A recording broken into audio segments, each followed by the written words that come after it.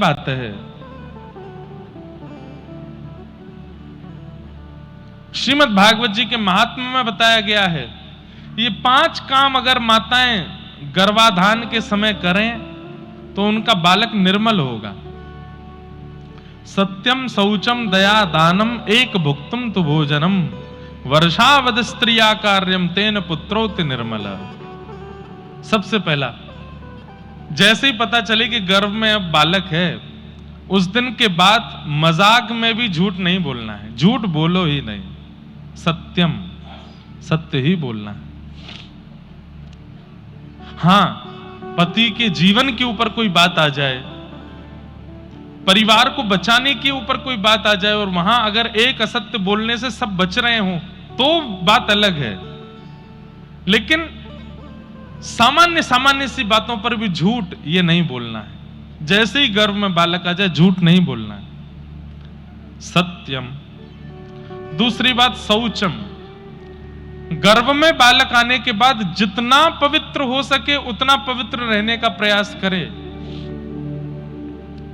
स्नान करके जिस स्थान पर बैठे उसको भी पवित्र रखे, पवित्र नए वस्त्र ही पहने, पुराने वस्त्र ना पहने, क्योंकि बाह्य पवित्रता जब होती है तभी मन भी पवित्र होता है, और मन पवित्र होगा तो बालक पर उसकी पवित्रता का असर जाएगा।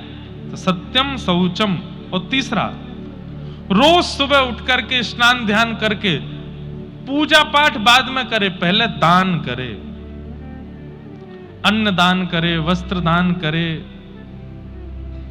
बहु वस्तु दान करे, रोज दान करे। जब तक बालक का जन्म ना हो माताजी रोज दान करें। हम कह रहे हैं 1 रुपया भी जाए लेकिन जाना उनके हाथ से चाहिए, दान के रूप में।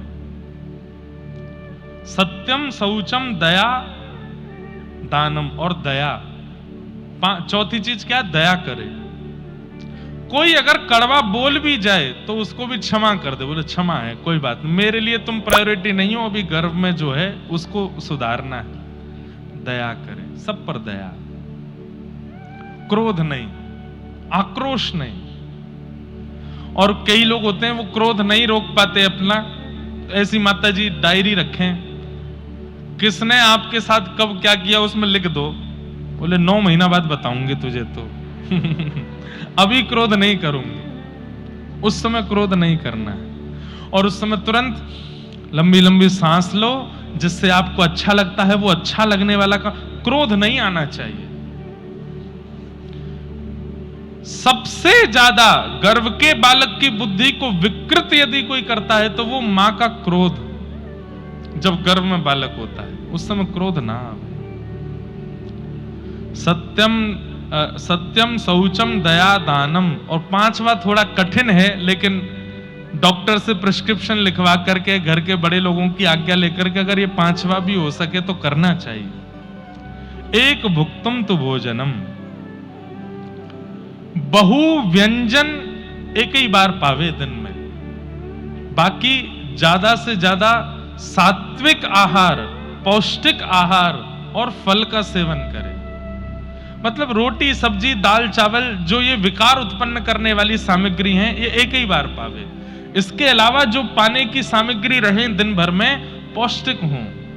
डाइटिशियन से पूछ के, डॉक्टर से पूछ के, अन्न सेवन ज्यादा ना हो। अब डॉक्टर कह दे कि नहीं नहीं खाना ही पड़ेगा तो फिर कोई बात नहीं है, नहीं तो एक भुक्तुम तु भोजनम।